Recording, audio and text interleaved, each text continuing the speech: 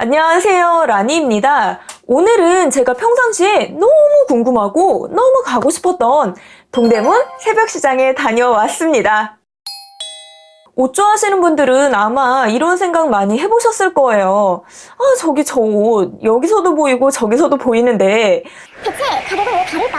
이거 동대문 가면 내가 직접 발견할 수 있지 않을까? 직접 구매가 가능하지 않을까? 구매가 가능하면 대체 가격은 얼마일까? 이런 등등 옷에 대한 궁금증뿐만 아니라 동대문 시장에 대한 궁금증도 끊이지를 않았을 텐데요. 그래서 제가 호기심을 이기지 못하고 한번 직접 다녀와 봤습니다. 저 같은 경우에는 좋아하는 옷 스타일이 굉장히 한정적이에요. 딱 확고하다고 할 수가 있는데요.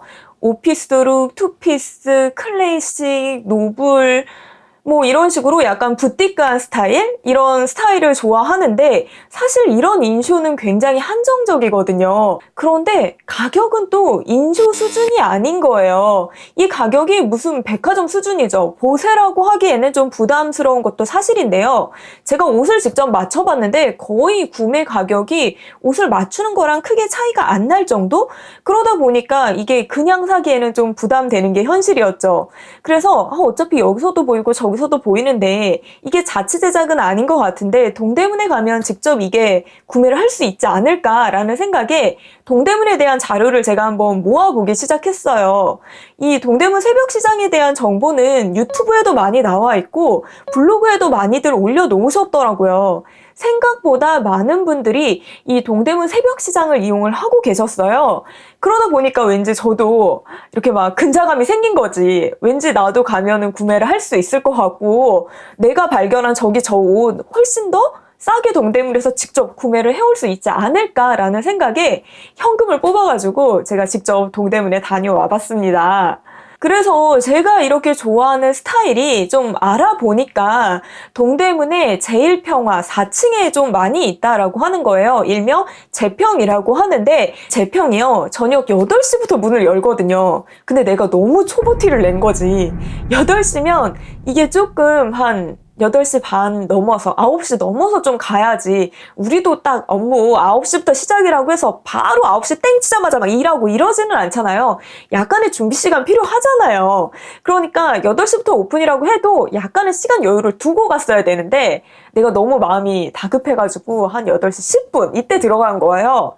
그러다 보니까 문을 안 연 매장도 너무 많고 이래가지고 초반에는 되게 좀 뻘쭘하더라고요. 그래서 제가 아예 꼭대기층부터 이렇게 차근차근 하나씩 내려오면서 살펴봤는데 내가 이렇게 봐뒀던 옷을 실제로 발견하기도 했어요. 발견하기도 했는데 생각보다 이 옷이 딱 이렇게 한 군데에 다 정리되어 있다거나 이 옷 스타일이 한꺼번에 다 모여 있다거나 이러지를 않더라고요.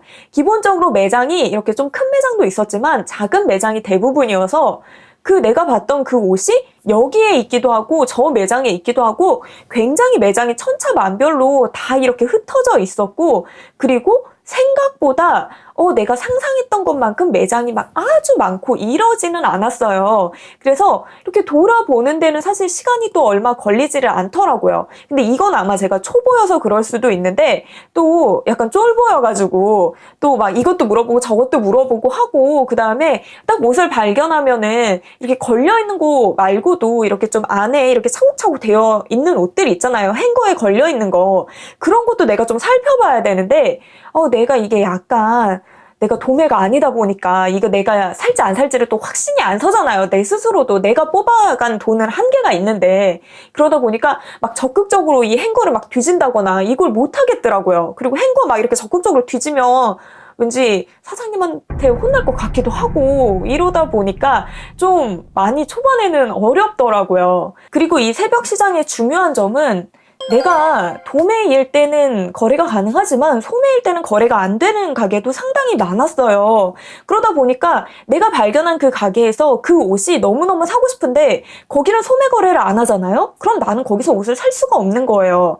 그렇다고 내가 옷을 사자니 거짓말을 해야 되는데 내가 진짜 거짓말을 한다는 게 쉽지가 않더라고요. 이 사장님들이 굉장히 친절하고 좋으신 분들이거든요. 그러다 보니까 내가 이렇게 또 막 거짓말을 하면서 사람을 속이면서 이 옷을 더 몇만 원 싸게 사기 위해서 이런다는 게 인간적으로 이게 진짜 맞는 건가 라는 생각이 참 들어가지고 아무튼 이렇게 제가 동대문 새벽시장을 몇 시간 동안 이렇게 헤매고 다니면서 구매한 쇼핑 결과는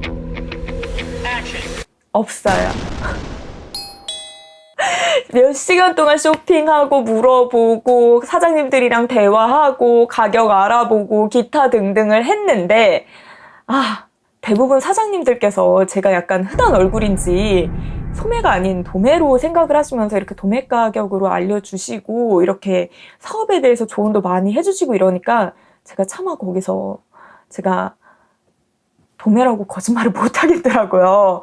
그래가지고 말 그대로 가격만 알아보고 사업은 이렇게 해야 되는구나 이런 것만 알아보고 결국에는 아무것도 사오지 못했다라고 하는 굉장히 슬픈 현실을 도래하게 됐습니다. 아무튼 이래서 제가 동대문 새벽시장을 가려고 하시는 분들이 있으면은 이 점은 꼭 주의하셔야 된다라고 하는 거 3개만 이렇게 꼽아봤는데요. 우선 첫 번째는 굉장히 많은 시간과 발품을 팔아야 돼요. 내가 원하는 그 옷이 한 군데에 몰려 있지는 않아요. 그래서 여기 매장에 있을 수 있고 저기 매장에 있을 수 있고 그리고 이게 층별로는 나눠놨는데 1층에 있을 수 있고 4층에 있을 수도 있어요. 그래서 여러 번 가야 내가 그만큼 동대문에 대해서 많이 알게 되고 내 시간과 정성을 쏟아야 그만큼 내가 동대문에서 합리적인 소비를 할 수가 있고요. 그리고 두 번째는 도매랑 소매는 엄연히 다르다라는 점을 조금은 생각을 해주시고 가셨으면 좋겠어요. 애당초 도매만 하는 가게가 있고 도매와 소매를 겸해서 하는 가게가 있어요. 그런데 이 도매만 하는 가게에서 소매인 내가 물건을 사려고 하면 당연히 팔지를 않습니다. 그리고 이분들 귀신같이 알아요. 그렇기 때문에 이렇게 억지로 거짓말을 한다든가 이런 거는 서로서로 좋지 않다라는 거. 그리고 도매랑 소매를 같이 하는 곳이라고 할지라도 이 도매가와 소매가는 약간 차이가 있거든요. 그러니까 소매이신 분이 도매 가격으로 달라고 해서 이렇게 주지 않는다는 거. 그리고 이 사장님들이 이렇게 좀 언행을 거칠게 한다라고 해서 여기에 상처를 받지 마세요. 이게 나쁜 분들이라서 그런 거 절대 아닙니다. 굉장히 친절하고 좋으신 분들이에요. 그런데 우리가 서비스업을 하다 보면은 이렇게 장사하고 사람들을 많이 이렇게 접하다 보면 진상도 많거든요. 내가 진상이라는 게 아니라 이 진상에 많이 시달리신 분들이 더 그런 진상을 사전에 좀 차단하기 위해서 그런 부분도 있어요. 얼마나 많은 분들을 상대하시겠어요. 그렇기 때문에 좀 내가 생각하기에 어떻게 말을 저렇게 할 수가 있어 라고 생각하지 마시고 그럴 수 있다 라고 조금은 이해를 해주셨으면 좋겠고요. 그리고 마지막은 사업병을 정말 조심하셔야 된다는 거. 저도 사업병 걸려가지고 진짜 많이 한동안 정신 못 차렸거든요. 진짜 옷 좋아하시는 분들은 사업병 심각하게 걸리실 수도 있고 그리고 이제 저도 감사 약간 느꼈던 게 소매 안 팔아요? 이렇게 얘기하시는 순간 내가 더럽고 치사해가지고 사업자 내가지고 도매로 온다라는 이런 약간 오기 이런 게 생기기도 했거든요. 근데 그런 거 안 된다. 어떻게 하다 보니까 제 손에는 아무것도 남지가 않았어요. 이번 쇼핑은 실패라고 할 수가 있는데요. 다음번에는 진짜 쇼핑한 리뷰와 함께 돌아오도록 하겠습니다. 그럼 끄시기 전에 좋아요, 구독 잊지 마세요. 안녕!